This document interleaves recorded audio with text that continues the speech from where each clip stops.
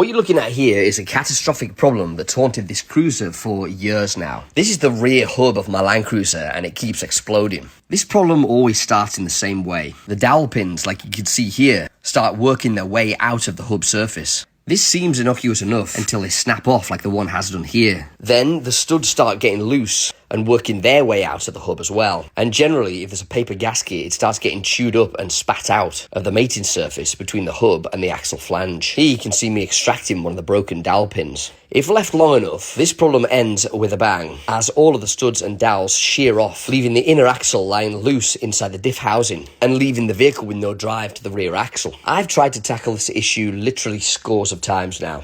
I've rebuilt it to spec a ton of times, changed both of the hubs themselves, and even had it professionally rebuilt by a couple of different mechanics, all to no avail. The weirdest thing about this problem is that it seems to migrate from left to right on the axle. Sometimes it's the left-hand side that's afflicted, other times it's the right-hand side, but they're never both affected at the same time. I can only speculate as to why this is, but it definitely muddies the water in trying to diagnose the issue. And so, before I just accept that I'm going to have to spend thousands on a brand new rear axle, I'm going to try one last fix. I read somewhere that you can effectively build in some tolerance to this old assembly by uprating the size or thickness of the studs and dowels. And so that's what I've done. I removed both of the axles and the hubs and took them to a machine shop. The original studs and dowels on these old axles are 7mm, and so I hunted down some 10mm studs and dowels in grade 10 super high tensile steel. I had the shop bore the hubs out to accept these heavily beefed up studs and dowels, and I've reassembled the entire axle in advance of going on my expedition, and in the hopes that maybe I could cure this problem once and for all. I'm aware that if this one doesn't work, I'm going to be having to source a new axle for this Land Cruiser, which here in Europe is prohibitively expensive. So, what do you think? Is it going to work or is it not? Let me know in the comments below.